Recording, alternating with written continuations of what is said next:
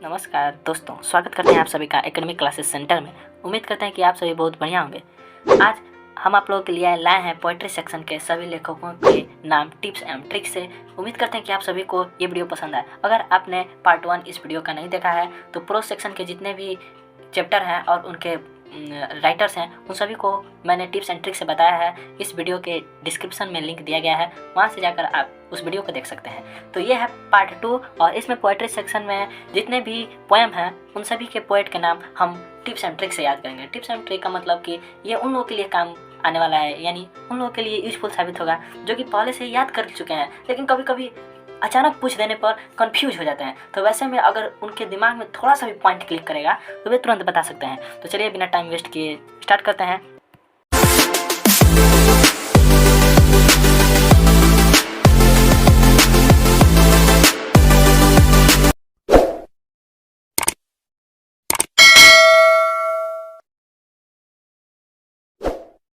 First chapter है हमारा where the mind is without fear.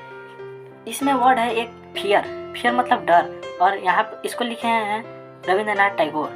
तो टैगोर को आप टाइगर से रिलेट कर दीजिए। तो हमें डर, फियर मतलब डरना चाहिए किससे? टाइगर से। हमें किससे डरना चाहिए? टाइगर से। तो इस तरह हम लोग इसको अच्छी तरह से रिलेट कर लेंगे कि रविंद्रनाथ टैगोर लिखे हैं where is the mind is without fear, यानी फियर को टैगोर से रिलेट कर लेंगे। अब आता है दूसरा हमारा the marriage of two minds.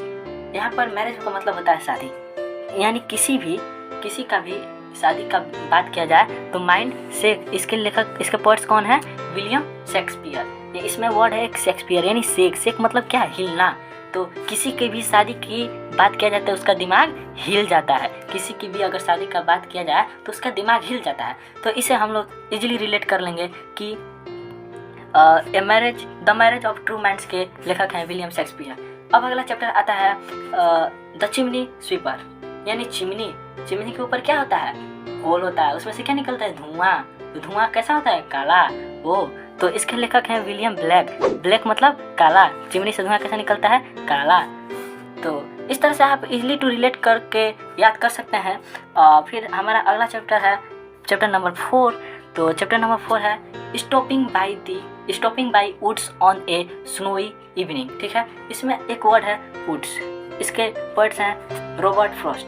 Would मतलब लकड़ी कहाँ पर रहता है? फॉरेस्ट में। फ्रॉस्ट को फॉरेस्ट से रिलेट कर लीजिए। तो इस तरह से हम पता कर लेंगे कि वुड कहाँ पर रहता है? फॉरेस्ट में। तो stopping by woods on snowy evening के लेखक हो गए रॉबर्ट फ्रॉस्ट। अब हमारा अगला चैप्टर है the lamentations of the old pensioner. ठीक है, यहाँ पर ओल्ड मतलब बूढ़े लोगों में क्या होते हैं? बाल पक जाते हैं। बूढ़े लोगों के बाल पक जाते हैं। तो यहाँ पे वाइट बाल। ठीक है, WB इट्स इसके पोएट हैं।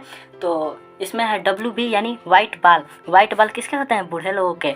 तो इसे आप इसलिए याद कर सकेंगे कि the lamentation of the old pensioner के लेखक हैं WB इट्स। अगला चैप्टर है हमारा 3 Years सी ग्रेव।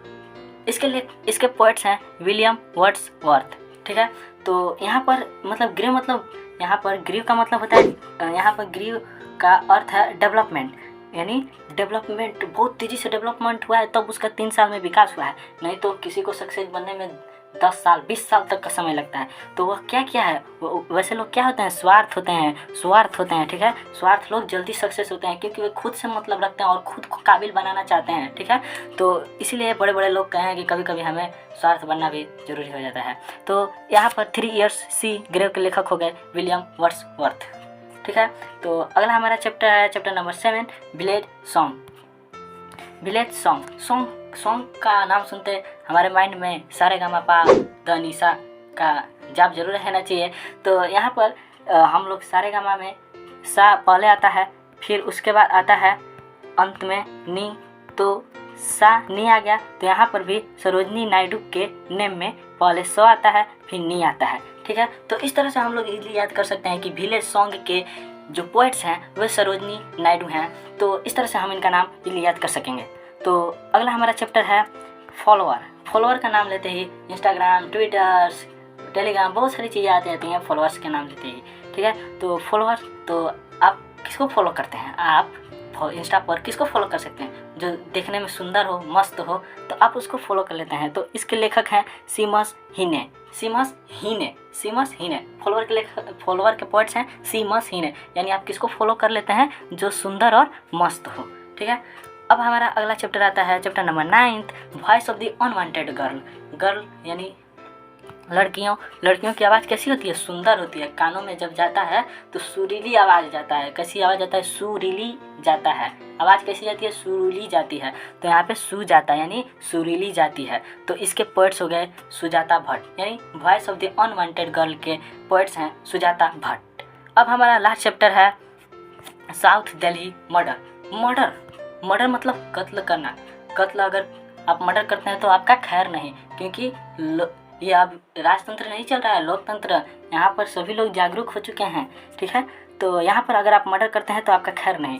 तो इसके लेखक हो जाते हैं साउथ दिल्ली मर्डर के ताबिश खैर। तो इस तरह से देखा आप लोगों ने कि इजीली हम लोगों ने सारे चैप्टर को कैसे डील्स किया, कुछ टिप्स के माध्यम से, कुछ वर्ड्स के माध्यम से, कुछ विजुअलाइजेशन के माध्यम से। तो इस तरह से उम्मीद करते हैं कि आपको अच्छी तरह से याद हो गई होगी और आप कभी फ्यूचर में भूल नहीं सकते। अगर आपको थोड़ा सा भी माइंड अगर आपको क्लिक किया तो आप बता सकते हैं। Thanks for watching this video and बने रहिए हमारे साथ ऐसे नई वीडियो के लिए। Thanks for watching.